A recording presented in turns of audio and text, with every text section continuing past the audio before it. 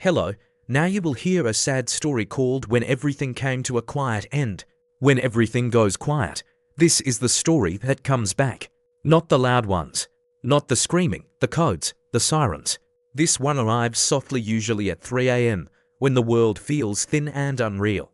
I'm a nurse, 12 years in. I thought I'd seen everything worth remembering. I was wrong. It was a Tuesday night shift. Ordinary, almost boring. The kind of shift you secretly hope for but never trust. Then the doors slid open. He came in alone. No ambulance. No drama. Just a man in his early 40s, neat jacket, steady walk. To come. He smiled at the front desk and said, "I think something's wrong with me." That sentence still sends a chill through my spine, because people who are really sick don't usually say it like that. I took him back myself. Vitals first. Blood pressure normal. Pulse normal. Oxygen perfect. "What brings you in tonight?" I asked. He thought for a moment, like he was choosing his words carefully. "I feel off," he said, like him about to forget something important. I smiled politely. We hear things like that all the time. Anxiety, stress, panic attacks dressed up as mystery. But then he looked straight at me and said, "I think I'm dying, and I don't know why." No drama, no fear in his voice, just certainty. Something in my chest tightened.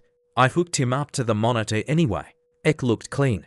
No chest pain, no shortness of breath, no neurological deficits. By the book, he didn't belong in a bed. But I stayed. We talked while we waited for labs. He told me he worked in city planning. 2 kids. Divorced. Recently started jogging again. Normal life. Normal man.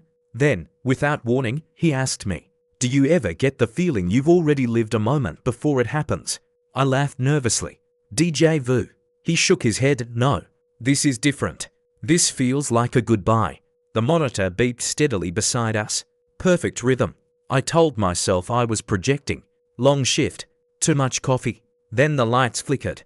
Just for a second. The monitor stuttered. One flat line blinked, then corrected itself. He noticed. "Did you see that?" he asked. "Probably a loose lead," I said, already checking the wires. But my hands were shaking. That's when he grabbed my wrist. Not hard. Not aggressive. "Please," he said quietly. "If something happens to me, don't let me be alone." I promised him I wouldn't.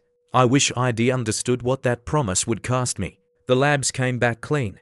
Doctor cleared him for discharge. Anxiety. Follow up with primary care. Maybe therapy. I wheeled the discharge papers into the room. He was standing now, looking out the window at the parking lot. "You're free to go," I said. He turned to me and smiled. "That's the problem, isn't it?"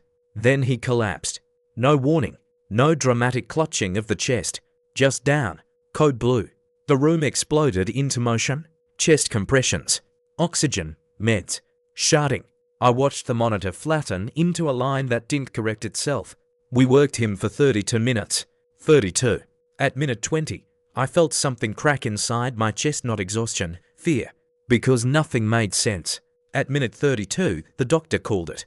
Time of death. 2:47 a.m. Silence. I stood there, staring at his face. Peaceful. Almost relieved. As we cleaned the room, I found his phone on the bedside table. No emergency contact listed. But there was a note open. Typed. Not a draft. Not recent. It said, "If you're reading this, it's already happening. Please don't panic. Please tell the nurse thank you for staying." My name was spelled correctly. I dropped the phone. Security reviewed the footage later. No signs of foul play. No medical explanation. Sudden cardiac death. Case closed. Except it wasn't. 3 weeks later, I was back on night shift. Same room. Same quiet. The doors slid open again. Different patient. Different face. Same calm walk. Same smile. "I think something's wrong with me," he said. And before I could stop myself, I whispered, "Please don't let me be alone." He looked at me, really looked at me, and said, "I won't." That's when everything went quiet.